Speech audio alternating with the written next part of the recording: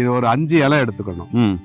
கண்ணில் ஒரு சொட்டு ஒரு சொட்டு விட்டோம்னா கண் சார்ந்த பிரச்சனை, புற விழுதுன்னு சொல்கிறோம், பார்வை, தூர பார்வை, கிட்ட பார்வை, அடுத்த ஒரு 10 நிமிஷத்துலேயே அந்த இம்ப்ரூவ்மெண்ட் தெரியும். அப்பயே ஒரே டோஸில். சர்க்கரை நோய் உள்ளவங்க இந்த பழத்தை சாப்பிட்டுட்டு வந்தாங்கன்னா பீட்டா செல்கள் தானாக சுரக்க ஆரம்பிச்சிடும். அந்த அளவுக்கு அற்புதமாக வேலை செய்யக்கூடியது. இன்சுலினை சுரக்க வைக்கக்கூடிய வேலையை செய்யுது அது.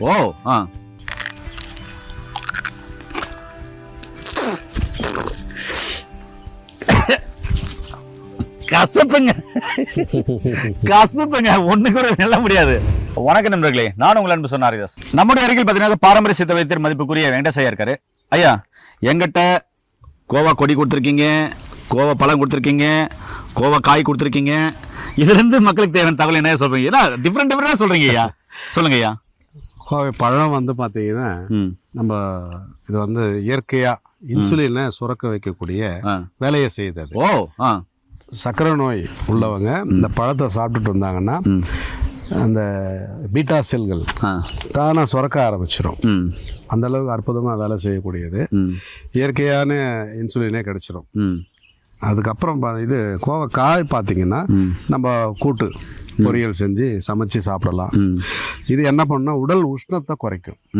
பித்தாதிக்கம் உள்ளவங்க, சர்க்கரை நோயாளிகளுக்கு பார்த்தீங்கன்னா அந்த உஷ்ணத்தை குறைச்சி பாத எரிச்சல், அந்த குத்தல் குடைச்சல்லாம் வந்து சரி பண்ணக்கூடியது. இந்த இலை பார்த்தீங்கன்னா கண்ணுக்கு அருமையான ஒரு மருத்துவ குணம் உள்ளது. கண்ணுக்கா? ஆமா ஆமா.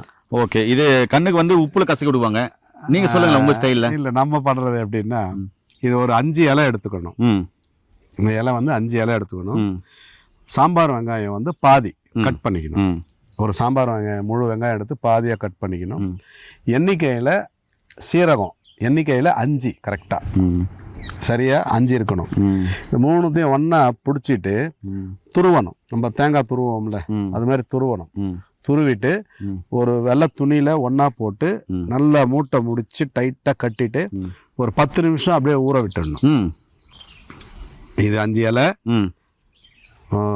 சாம்பார் வெங்காயம் பாதி, 2த்தையும் ஒன்றா வச்சு துருவிடுறோம். துருவின பிறகு 5 சீரகம் அதில் எண்ணெய் போட்டு மூட்டை கட்டி வச்சிடறோம். டைட்டாக மூட்டை கட்டி வச்சிடணும். புழியக்கூடாது. எடுத்த உடனே மூட்டை கட்டி வச்சுட்டிங்கன்னா ஒரு 5லேருந்து 10 நிமிஷம் அந்த எசன்ஸ் எல்லாம் ஒன்றாயிடும். உள்ள வேதிப்பொருள்லாம் ஒன்றாயிடும். அதுக்கப்புறமா அப்படியே கசக்கிட்டு லைட்டாக கசக்கிட்டு கண்ணில் ஒரு சொட்டு ஒரு சொட்டு விட்டோம்னா கண் சார்ந்த பிரச்சனை, அதாவது அந்த புற விழுதுன்னு சொல்கிறோம், பார்வை, தூர பார்வை, கிட்ட பார்வை, அடுத்த ஒரு 10 நிமிஷத்துலேயே அந்த இம்ப்ரூவ்மெண்ட் தெரியும். அப்பயே ஒரே டோஸில். நகரிலேருந்து ஒரு நோயாளி வந்தார். தடுமாற்றமாக கூட ஒருத்தர் பிடிச்சிக்கிட்டு வந்தாங்க. வந்து இந்த மெத்தடில் நம்ம விட்டு 10 நிமிஷத்தில் அவர் கூட ஒரு ஆள் துணைக்கு பிடிச்சிக்கிட்டு கைத்தாங்களாக வந்தவர் 10 நிமிஷம் கழித்து பார்த்தீங்கன்னா நல்லா தெளிவாக தெரியுதுன்ட்டு அவர் மட்டும் தனியாக ட்ரெயின் ஏறி வீட்டுக்கு போனார். அந்த அளவுக்கு அற்புதமாக வேலை செய்யக்கூடியது இந்த கோவை இலை.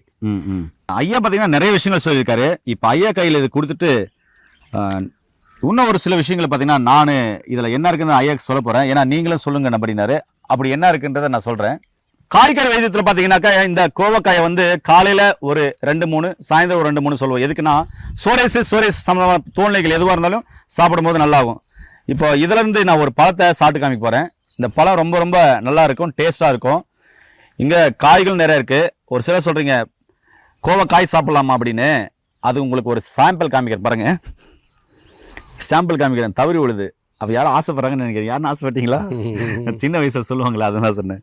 இந்த கோவக்காய் இருக்கு இல்லைங்களா, இது எல்லாம் அப்படியே சாப்பிடலான்னு சொல்கிறீங்களா? சாதாரண ஹைபிரிட் கோவக்காய் சாப்பிட முடியும். இந்த கோவக்காய் இங்கே பாருங்க,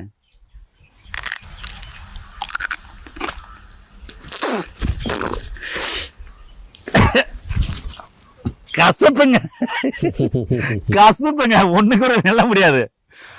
அவ்வளோதான், இதெல்லாம் மெல்லவே முடியாது, அவ்வளோ கசக்கும். ஆனா ஹைபிரிட் கோவக்கா நீங்க எவ்வளவு வேணா சாப்பிட்டுலாம், தோற்பா இருக்கும். ஆனா இந்த பழம் அங்க பாருங்க,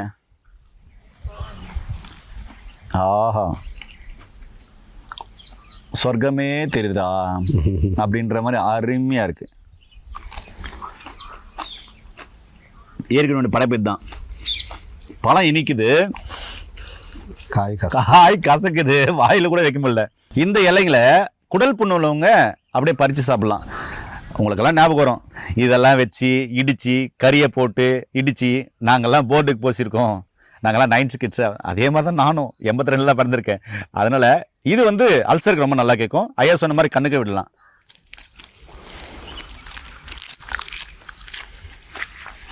சாப்பிட்றது தான் நல்லா இருக்கும். இது என்ன டேஸ்ட்டில் இருக்குன்னா,